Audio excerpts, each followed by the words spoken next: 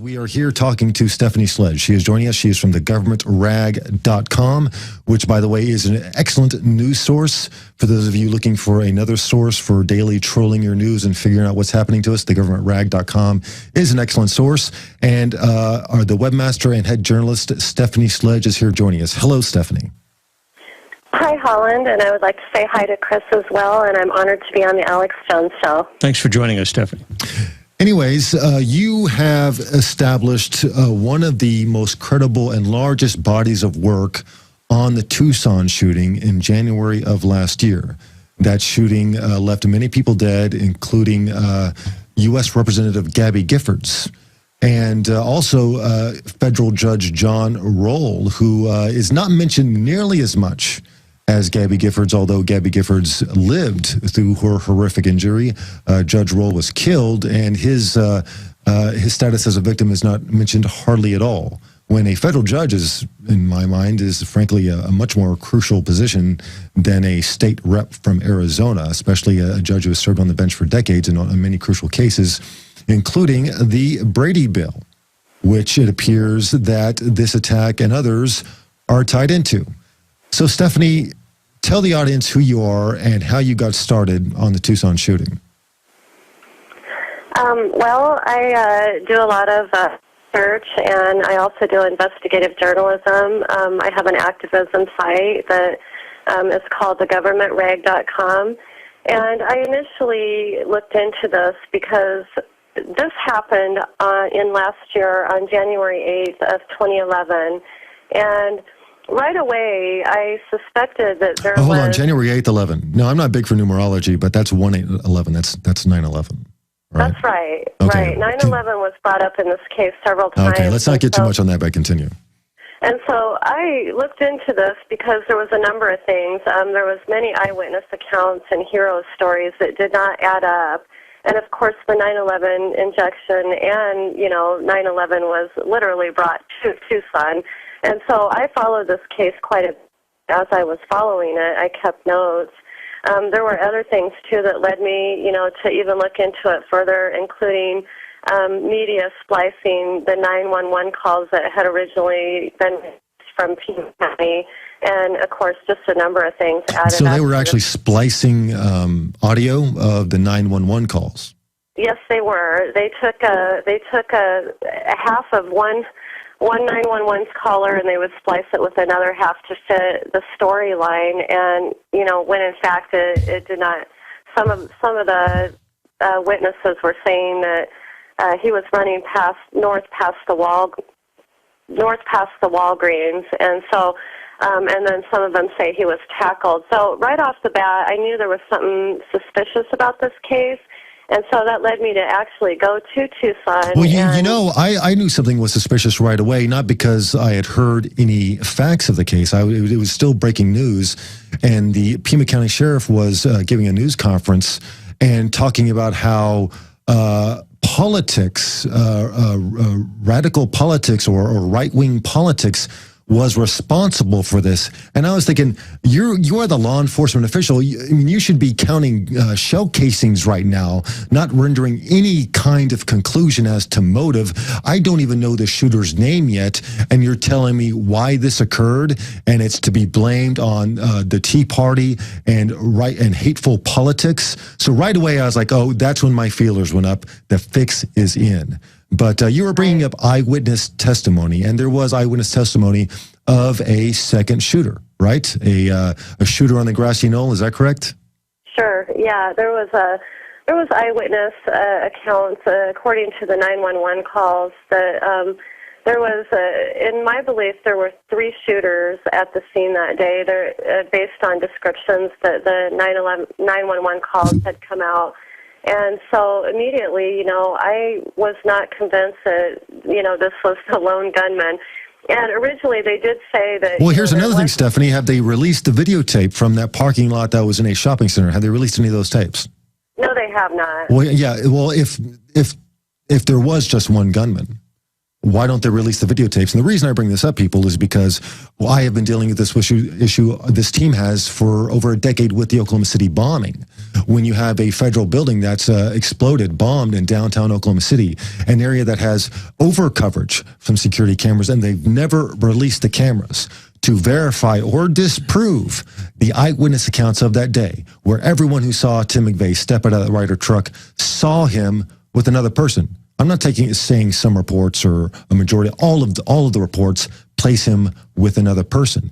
And most of the people in the building and the seismograph data indicate, plus a host of other evidence proves that the truck bomb was not the sole cause of destruction, that the truck bomb exploding in the street was a separate event from the bombs that were going off inside the building before the truck bomb went off. And of course, you can check this evidence out in our documentary at noblelie.com, available at the info shop. But the reason I bring this up is the videotapes. Once again, we're seeing them bury the videotapes. Is that correct, Stephanie? Well, that's correct. And also, we have not seen an ounce of footage of Jared Lee Loughner in a live shot. It's always been courtroom drawings or pictures that have been released by either Pima County or the Marshal's office. So we have no proof that Jared Lee Loughner is even real. You know, There is some background information that has come from the court systems, and of course, you know, his friends and you know what has been reported on him. But there has been no live shots or any videotapes released of this crime scene. Yeah, it's amazing. And especially now with the Aurora shooting, the focus on Tucson is really going to go down because this is more recent, and there might not even be a trial. I mean, I think Jared Lee Loughner, the Tucson suspect, is being held in the federal mental health facility in Springfield, Missouri. That's right. Yeah, he's hopped up on a variety of psychotropic drugs, and if there's no trial, there's not going to be any presentation of the ballistic evidence. There's not going to be presentation of any disputing eyewitness testimony. All of that's going to go away, especially if he's found insane. So what we're looking at is a crafting of the story. And it happened from minute one when they were splicing 9/11 tapes, the media. Right. Well, and it's not just the 911 calls that were spliced. Also, the dispatcher calls do not add up to what the heroes or any of the witnesses say. Take, for instance, there on the original 911 calls, the dispatcher, on the dispatch tapes, you know, they claim that there was no gun that was found initially at the scene, and that does not coincide with what the 5 witnesses that supposedly tackled Jared Lee Loughner, you know, claimed that they had took away his gun, you know, secured the scene, but the dispatch tapes claim that an officer claims that there was no gun at the scene, that they were looking for it in the grass somewhere. And these are actually police officer reports, not just frantic eyewitness recollections. These are officers on the scene trying to take control of a chaotic situation, and they're saying there is no gun. That's right. These are official reports. So, and there's a lot of other things too. One of the questions that I had right away is, you know, were the in a stand-down order, and that was based on the fact that stand-down order on by whom, against whom?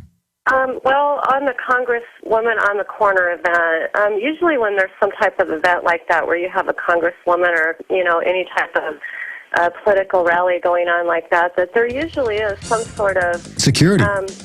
Yeah, there's some sort and of Judge John Roll, his Marshal Service protection had been pulled the week before. The week before. That's right. Imagine that. And he himself may have been a target, the real target of this attack. We'll get back to that on the other side. You're listening to Stephanie Sledge on The Alex Jones Show. Alex Jones here with a very important announcement for truth seekers. We've carried a lot of amazing films and books over the years on the online video bookstore at Infowars.com. And out of all the titles we've carried, one stands out because it is just so chillingly convincing. And that's Dreams from My Real Father by Joel Gilbert, available at Infowars.com. This film exposes the fraud that Obama is like nothing I've seen. If you want to know who Obama's real daddy is, this is the film for you. Don't forget, your purchase supports our broadcast and our growing media network. You'll also find at InfoWarsShop.com, None Dare Call a Conspiracy by Gary Allen, the book that woke me up. We're also carrying Behind the Green Mask, UN Agenda 21 by Rosa Corey. This book is coffin nails to the globalist takeover. The Greater Good, the most professional and up-to-date film I've ever seen exposing the scourge that is vaccines. These titles and a lot more are all available at InfoWarsShop.com. And if you're calling in, ask Stephanie a question, be patient. After this segment, we will be taking callers asking Stephanie about her findings, which are fascinating, which is why we brought him here to the Alex Jones Show. And Stephanie, right before we broke, we were talking about the stand downs on security for the supposed targets of the shooting in Arizona. And this is another common thread of the false flag methodology, is you see a stand down of the security that would normally be there. And they usually stand it down right before the event. And here we have a week before the event in Tucson, the shooting, the mass shooting that injured Gabrielle Giffords and killed Judge John Roll. And he had his marshal service pulled.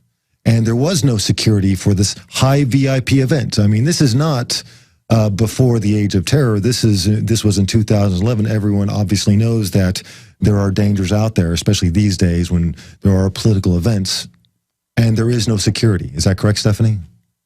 Right, that is correct. And Judge John Roll, a couple of reports that come out, I haven't been able to quite pin down which one is the truth, but one of them stated that Judge John Roll had asked his marshal service protection to be removed, and another had reported that it was removed. It was just removed. So, well, I guarantee that he did not ask, because we have two competing news releases. One of them is damage control, and obviously the good judge, cannot answer or confirm that question anymore. And so his security was pulled, and Judge John Roll had been a pivotal figure in gun rights. He was recognized by Sheriff Mack for his favorable rulings on the Brady bill. And there's not a whole lot of federal judges who can receive praise from Sheriff Mack, and one of them happens to get shot, and it's turned into a gun control event. Well, and I found it suspicious because he was working. He had several cases that were considered to be a threat to his life that he was working on, and so I found it very interesting that his protection was pulled, as well as the fact that standard procedure for these events usually have at least one ambulance nearby, some type of police helicopter mounted somewhere, in close range, also crowd control, and usually 4 to 5 police officers with some type of surveillance. So there was none of that provided at the scene, and I found that very, this is very not some whistle-stop tour, in the 1930s Depression era where a gubernatorial candidate is shaking hands with local farmers. This was a announced event in the during the War on Terror. Every agency, and this was a large town, Tucson, has contingency plans, and it appears that it was just a 911 response, that there was nothing in place. Right, that's absolutely correct. And other things, too, that came about that made me, really look into this a little bit further is, there was a lot of photos that were released of the crime scene, but when I went out there, a lot of the photos didn't match the crime scene. And you've been on the scene. You're not just an internet sleuth. You went out there, and I know Andrew Griffin, whom we had early on, he went out there. And so you're saying you went there and actually walked the ground. And I did. And the photos do not match up. Some of them do, and some of them don't. There are some that have been released. The backgrounds do not match like the actual crime scene, and so that led me to look into it a little bit further. And also, too, there's a lot of other things that didn't add up, like how many bullets were actually fired that are inconsistent with the autopsy reports, victims, witnesses at the scene that say we mentioned RFK earlier. RFK had come up. Sirhan related to this. Obviously, you have the mind control. I mean, and with Sirhan, his own psychologist said that he was a hypnotized patsy. Every psychiatrist who treated him was amazed at how easy it was to hypnotize this man. It was very indicative of large-scale, prior, deep hypnosis. And Sirhan later claimed, of course, and to this day, that he has no memory of what actually happened in that pantry. And then now we have another correlation, the number of bullets. The number of bullets shell casings found at the scene in the pantry in L.A. where RFK was killed exceeded the capacity of Sirhan's gun. And now we're looking at Tucson, and once again, we have too many bullets. Well, and the accuracy rate that Jared Lee Loughner allegedly had was 100%. I mean, he, allegedly shot. They initially The super soldier, yes. Like Nick Bryan in Australia. Yes, Yeah. exactly. We see this time and time again, these outlandish notions passed off as reality, managed by the mainstream media, splicing tapes together, giving us fake photos. What's that for, folks? What are they hiding? And just before we went to break, we were talking about the fact that the number of shell casings, the evidence is not matching up with the official story of the Tucson shooting. Before we go to callers, Stephanie, and we just touched the tip of the iceberg of the evidence that you have on the governmentrag.com. But let's talk about the correlations to the recent shooting in Colorado. What do you see similar happening in Colorado that you have unearthed yourself in Tucson? Hello, Stephanie. Okay. It's like we may have... Well, we got to... Oh, go ahead. Go ahead. The first, sorry, I don't know what happened. There was a cutout. The first similarity that I found was the fact that there was a gag order put in place, which is very common with these false flags. The first thing is the gag order, and so nobody's allowed to talk, and so that, conditions the populace that, But yet the media is allowed to make all the conjecture and lies they want. It's just the principals involved who may be speaking on true evidence. They're not allowed to talk. Is that correct? That's right. And there are other things that are very similar that I found as far as agenda is concerned. First of all, everything always starts out with something negative with the shooter, like dressed in black, or something that coincides with an agenda. And of course, we know after the Tucson shooting that a lot of the agenda that's being pushed through is not only just about gun control, but it's also about taking away our freedom of rights and our freedom of expression. And so, terrorists have been listed as wearing all black hoodies, a number of things. So there's a lot of that has a lot of similarities. Yeah, and also I noticed the commonality of the extended clip, or what they incorrectly call it. It's a magazine, right, people. It's a magazine. The extended Right. magazine debate, which goes back to the Brady Bill, which was a limitation on magazine capacity of rifles and pistols that was in place for 10 years in this country, expired just a couple years ago. And they were really sorry that provision expired. But that's the only way they could get it passed because of the strength, the support for the Second Amendment in this country. And now we see in both shootings the use of an extended magazine, which of course is the Brady argument. And then we have one of the targets killed in Tucson was a judge who had ruled favorably for gun rights back in the 90s on the Brady Bill. So I think what we're seeing is this implanting of and they're already talking about how military arms should not be in the hands of American citizens on the streets. These are not military arms. And when extended magazines are no advantage, they are largely a gimmick. And in fact, in the Colorado shooting, the extended magazine failed, which is why he had to go to a secondary weapon. But it's not about the real lethality of an extended magazine. It's about demonizing large capacity weapons, which means going back to the Brady provisions. And if extended magazines were any more effective, any more lethal than a regular magazine, you would see the military using them. But they do not, because they confer no advantage. The people who are using them on a daily basis to defend themselves and to shoot people do not use extended magazines because it offers no advantage. So the argument is without worth and points towards the true agenda, which is using Brady-like provisions to limit gun rights. But before we go to callers, there's one more point I really need to break up. Another agenda at play here was research into, am I correct, suspended animation. Right. That was the medical agenda behind the scenes of the Tucson shooting.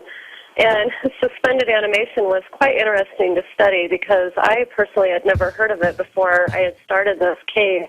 And so I looked into exactly when the news broke that they had performed a procedure called suspended animation. I immediately thought in my head that this goes deep, so I'm going to look into it. And what I found and this was on Gabby Giffords, who survived her gun wound to the head because somehow they were able to keep her afloat through suspended animation, slowing down her bodily functions. Is that correct? That's right. It's a cooling process is what it is. There's a long description for it, but the short description is basically where your soul is suspended. You're neither dead nor alive. You're just suspended. So And I found a lot of interesting agenda coming out through the University of Arizona, and a lot of the doctors that were that performed the surgery have a lot of very deep ties into the military, as well as. Oh, well, let's not forget also that Gabby Giffords, as we were all reminded time and time again, was married to an astronaut who worked for NASA, and of course, any agency more than any other who would be interested in suspended animation research would be NASA. Of course, for interstellar travel or for deep space travel as portrayed in science fiction movies. Maybe if we actually want to send a man to Mars, we will use suspended animation, at least to Jupiter. Well, and an interesting point about NASA and suspended animation is following the shooting, NASA did capture, I don't have those notes in front of me, but I believe they captured dark matter using suspended animation. And what they're using it for is, just like the movie Angels and Demons, it's like a crystal ball. And so they're able to see the future with it. And, of course, it also, the Brain Trauma Foundation, which, is George Soros, and it leads to the Open Society Institute and all that, ties back to these Peace Corps and, Dr. Peter Reed, who performed the procedure, is heavily Well, I mean, all you got to do, that. and you have done it, Stephanie, I highly advise those of you listening and watching to check out thegovernmentrag.com to chase down these leads that she has presented. The links are tremendous. And just like the Colorado shooting, here we have the introduction of the notion of suspended animation. There's not a whole lot of people involved in suspended animation work who are married to NASA astronauts, but they just happen to get shot in the head in Tucson, Arizona. Yeah, the probability is extra. Yeah. And they use suspended animation. Anyways, Right. we're going to start taking. Hold on, Steph. We're going to start taking callers in a second. For those of you listening, the call-in number is 1-800-259-9231. I repeat, 800-259-9231. And go ahead, Stephanie, wrap up, and then we're going to hit the callers. As far as what DARPA wanted, you have to understand that following the shooting, the FDA did approve suspended animation, and the Army funded research projects into suspended animation, including DARPA has an interest in it too, and they are performing procedures that involve. So that agenda was fulfilled. Getting these deep pockets to fund the suspended animation research. So That's right. That is fascinating, and I highly advise anyone listening to look into that. Look at thegovernmentrag.com, and we're going to callers right now because I know this information. I know they have a lot of questions for Stephanie. First caller is Julio from Illinois. Julio, do you have a question or comment for our guest? Well, I do. I interviewed Wayne Madsen. I think it was maybe a couple of months or a couple of weeks after the shooting in Arizona, and he had linked Judge Roll as well to, I believe it was Judge Roll, Gabrielle Giffords, and another congressman from Texas were all exchanging notes to one another, and they were going to get set to, I think Gabrielle Giffords was going to get set to expose what was going on in Arizona linked to Operation Fast and Furious. And you guys were just mentioning about the videos, no CCTV cameras released, and I highly doubt CCTV cameras will be released in Colorado from the shooting. Supposedly, this Holmes man went into the theater, correct? Bought a ticket, and supposedly he left the emergency exits. Well, in this police state country that we live in, there are cameras all over the place. And Yeah, I saw Batman. I saw Batman on Monday, and I made a note to look where cameras were located in this movie theater. I'm from the suburbs of Chicago, and there are cameras all over the place. So imagine a suburb of Denver near an Air Force base. There should be cameras everywhere. Yeah, and like I said, in Aurora, where there's already heavy police state presence. Stephanie, do you have anything to add to that? Well, I would like to say, too, that I do agree with Wayne Madsen's report about the fact that the ATF, they were going to expose that. And so that seems to be coming up, and it goes along with gun control.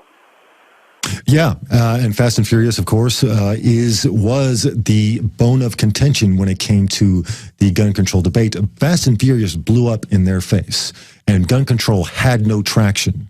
And because of the Colorado shooting, that argument maybe has been tossed aside, and there may be solid concrete links between the victims involved in the Tucson shooting the year before and Fast and Furious. And that's not too much of a stretch. Fast and Furious has already killed 2,000 people, half a dozen U.S. cops. So what's a couple more important people? And I do want to say too that the ATF did admit that they denied that Jared Lee Loughner's gun was involved in Fast and Furious, but yet they admitted that they were worried about it. So they haven't admitted, but they haven't denied either. So that's still under investigation, and I'm following the court documents on that.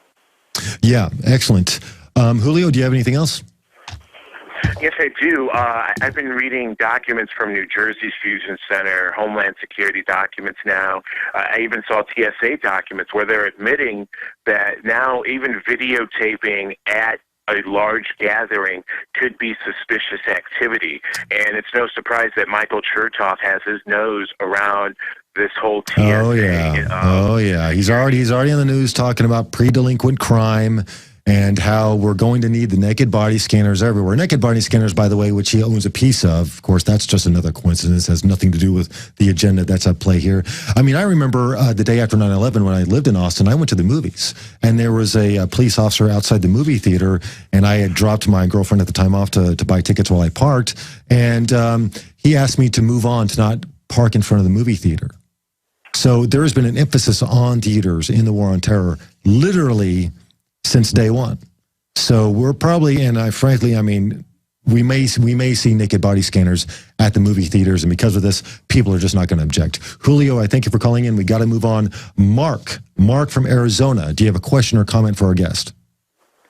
Well, hello. Stephanie, you know who I am. I went out to the sites here in Tucson with Stephanie, and I can personally attest that I witnessed a few bizarre things myself.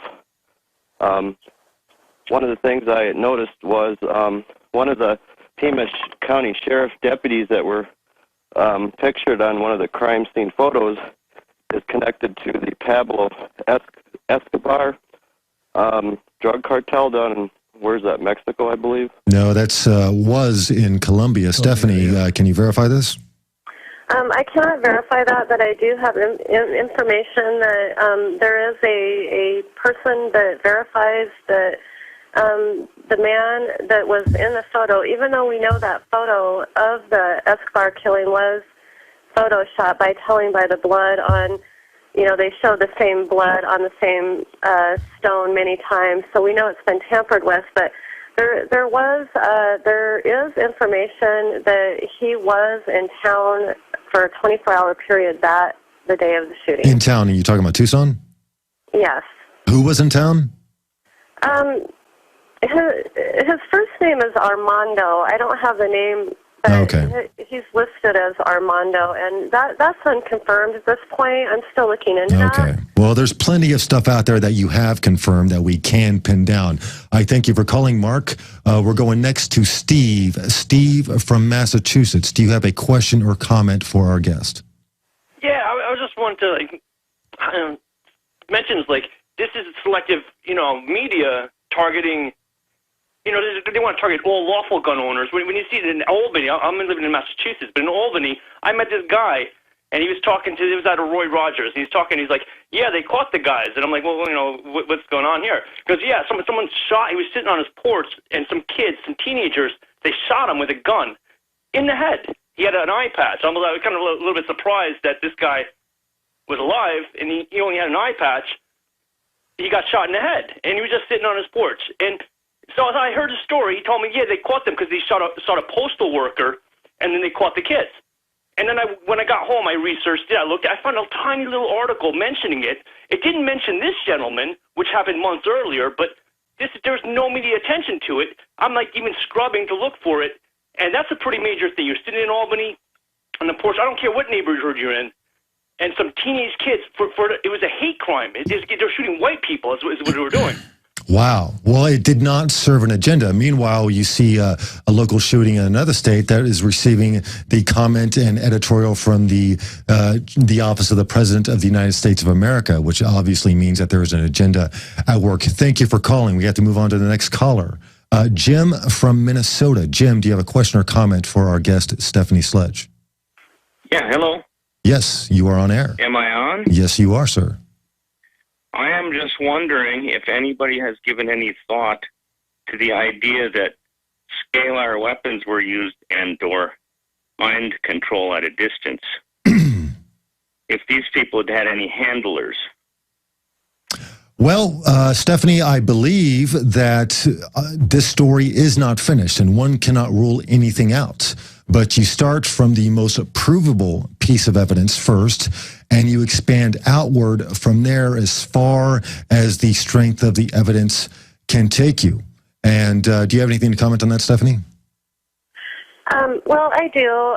As far as any type of scalar weapons and all that, I have been looking into that too. I do know there's a couple of agencies that have close ties to the shooting. One is the RAND Corporation. Also, Raytheon has come up, as well as the Hess Corporation. And so at this point, you know, I'm still looking into those leads right now, but I do know that as far as the RAND Corporation, you know, they're close ties to the FEMA region out there. The RAND Corporation is a think tank for the Defense Department and the CIA. They have done that from the beginning. That's their primary purpose, that they produce policy papers for intelligence and deep state events and the military. And if RAND is involved in this, that definitely means there's an agenda at work. Absolutely. And also, too, I'd like to back up a little bit and address the caller that talked about the TSA.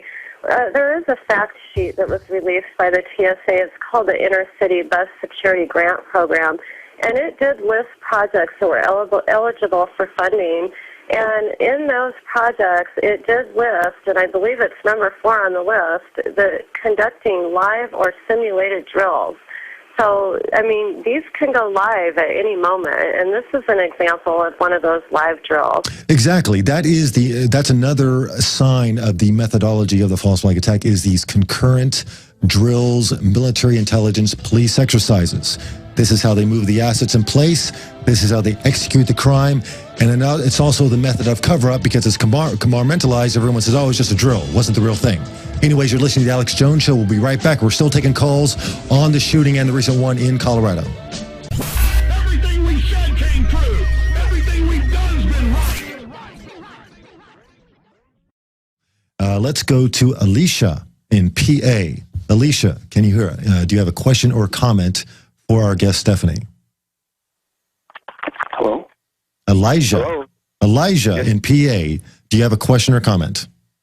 You have a question. I was in the military, 82nd Airborne. You don't just go and pick up munitions and, booby trap bombs. And, it takes training, and even then, years of experience, where it took experts, a day, 2 days to take those booby traps apart. Yeah, you're talking about the Aurora shooting. Yes, go ahead. No one's talking about that. It would take experts, probably more than one, to set up, booby traps that are that complicated. This boy had no background in anything like that. He had no background in guns. Well, yeah, he did not come from a shooting background, so the shooting in the theater is problematic. But, there are a lot of things that you can discover on the internet, and by all accounts, this kid was a bright kid. By all accounts, he was pretty smart, and he was a science whiz. And he did tell the police officers about the booby traps in his apartment. But yes, that could be problematic, and we do need to look at the sophistication of the man traps that he put up in his apartment, see if it was beyond his capability or any of the capability that he could have got from any other resources. Do you have anything else? Yeah, I don't know if you're in the military or not, but I used to be in the Marines, in Marine Infantry, yes. I worked with explosive demolitions. Yeah, well, that, C4, C3, whatever it is, you can read all you want. You're not going to be able to set up stuff that complicated to where you got experts going in there. That would be beyond something you'd learn on the internet. You'd probably blow yourself up trying to do that, and he's in an apartment building. But anyway, that's all I had to say. The whole thing stinks. Oh, it stinks to high heaven. High heaven. Some great points, Elijah. That's what we ran across in the Oklahoma City case. When you look at the funding, the expertise, the level of training needed, and that was one of the first underpinnings that fell out immediately when the official narrative came out, and then you actually did reverse engineering, and we saw what it would take to actually put something like this together, and it absolutely no correlation. It was a complete mismatch. Oh, yeah. We were into something immediately. It was an unreal hypothesis. Thank you for calling. We must go to the next caller. We're talking to Denise in Virginia. Denise, do you have a question or comment for Stephanie Sledge? I have a comment. It's a little off topic, if you guys would just bear with me. Make it quick. We have about 2 minutes. I've been trying to wake up my son in San Diego because he was calling me and telling me that he is seeing so much happen so rapidly. You know, I said, keep your eyes open. He said that he visits surfing spots, and he's never seen anything but maybe a ticket, kind of a police guy. And he said now all of a sudden he sees these 3 and 4 policemen in combat gear. He said they're 6'4", 6'5". They're huge on every corner now. He said that's happening. And then today, unless there's going to be a mass shooting there, of course. FSA has ordered, it's in their newspaper, the San Diego newspaper, the FSA has ordered 150 units of riot gear to be delivered in 15 days. He said this stuff is unveiling so fast that they can hardly keep up with it. Exactly. Stephanie, give the audience your information, please, before we leave. Well, I'm taking pre-orders for my report right now, which is about 400 pages, color photos of the investigation. You can go to the governmentrag.com. Visit Infowars.com and PrisonPlanet.com. When you're on the site, you can also tune in 24 hours a day to my daily radio broadcast. There's also a free iPhone app to listen to the syndicated radio show when and where you want.